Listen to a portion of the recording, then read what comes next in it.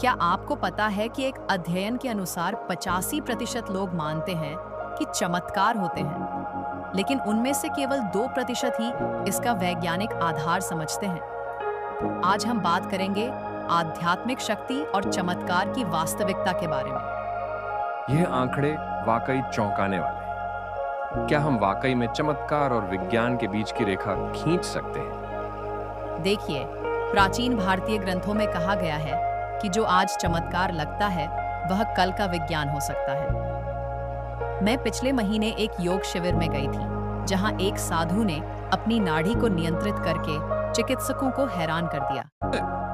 तो क्या यह कहा जा सकता है कि आध्यात्मिक शक्तियां वास्तव में हमारी छिपी हुई क्षमताएं हैं? बिल्कुल। महर्षि पतंजलि ने योग सूत्र में कहा है कि मानव शरीर और मन की असीमित क्षमताएं हैं। आधुनिक न्यूरोसाइंस भी इसकी पुष्टि करती है कि हम अपने मस्तिष्क का केवल 10% ही इस्तेमाल करते हैं। लेकिन आजकल तो हर कोई खुद को चमत्कारी बता रहा है। कैसे पहचाने कि कौन सच्चा है और कौन नहीं? एक पुरानी कहावत है, जो गरजते हैं वो बरसते नहीं। सच्चे योगी या साधक कभी अपनी शक्तियों का प्रदर्शन नहीं करते। रमण महर्षि ने कहा था कि सिद्धियां साधना का उप उत्पाद है, लक्ष्य नहीं। तो आप कह रही हैं कि असली चमत्कार अंदर होता है, बाहर नहीं? हाँ, और इसके कुछ वैज्ञानिक प्रमाण भी हैं। हार्वर्ड मेडिकल स्कूल के एक शोध के अनुसार गहरी ध्यान अवस्था में मस्तिष्क की तरंगें बदल जाती हैं। यह परिवर्तन इतना गहरा होता है कि शरीर के कई कार्य नियंत्रित किए जा सकते हैं।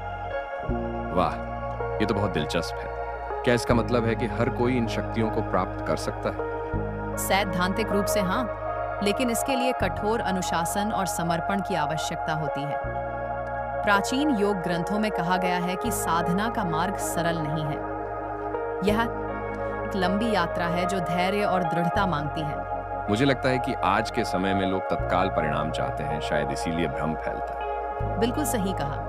देखिए, एक वृक्ष को बड़ा होने में वर्षों लगते हैं। उसी तरह आध्यात्मिक विकास भी एक धीमी लेकिन निरंतर प्रक्रिया है। योगी अरविंद ने कहा था कि हर व्यक्ति में दिव्य क्षमताएं छिपी हैं, बस उन्हें जगाने की जरूरत है। तो हम आज की चर्चा से क्या निष्कर्ष निकाल सकते हैं? मुख्य बात यह है कि चमत्कार और आध्यात्मिक शक्तियां वास्तविक हैं, लेकिन वे किसी जादू से नहीं, बल्कि वैज्ञानिक प्रक्रियाओं से जुड़ी हैं। असली चमत्कार वह है जो हमारे भीतर स्थायी परिवर्तन लाए। और सबसे महत्वपूर्ण, यह यात्रा हर किसी के लिए खुली है, बशर्ते वह सच्चे मन से इस पर चले।